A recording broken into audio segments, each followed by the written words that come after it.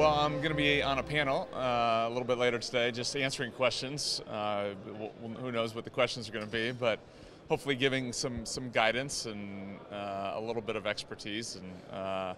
And then at the end of the conference, I'll be giving a speech, and hopefully an inspiring speech. But at the end of the day, it's going to be more about what we do after this conference, and that's going to be, I think, the biggest message.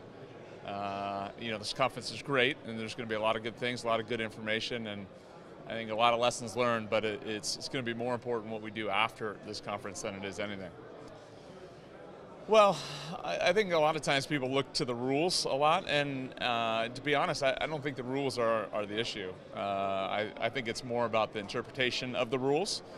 It's more about the consistency of those interpretations, and then just being held accountable, kind of moving forward. And I honestly believe that there's things outside the rules and even those interpretations that are important. Understanding what our brand is, what our values are, how we're going to market and how we're going to promote the sport, how we're going to make it a fun event for people to come to, almost a party type atmosphere.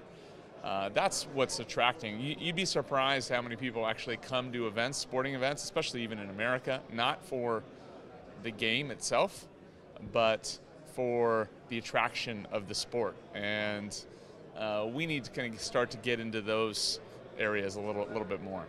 When you have the success we've had, it's never one thing. It's 1,000 things. And I would say, if I had to tell you anything, it's valuing the importance of every little detail. And I've been very fortunate to have a ton of talented players, but also players who are very unselfish and they care more about the team than anything. And as long as that continues, I feel good about our chances moving forward, and hopefully we can just continue to develop and improve.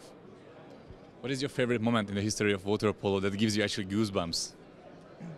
Oh, wow. Man, that's a tough question. My favorite moment is God, there's just so many.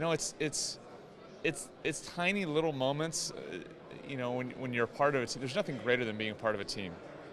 Team sports are, no offense to the individual sports, team sports are the best because you don't just share your experience with a group of people who you've worked really hard with. So the things that give me the goosebumps are little things, or the eye contact you have with someone at the end of a successful tournament like an Olympic Games. After someone scores a big goal, the excitement of the bench. Certainly, who can. It's hard not to forget the moment of hearing your national anthem and watching your team stand up on the podium. But there's just so many great moments. It's hard to pick one.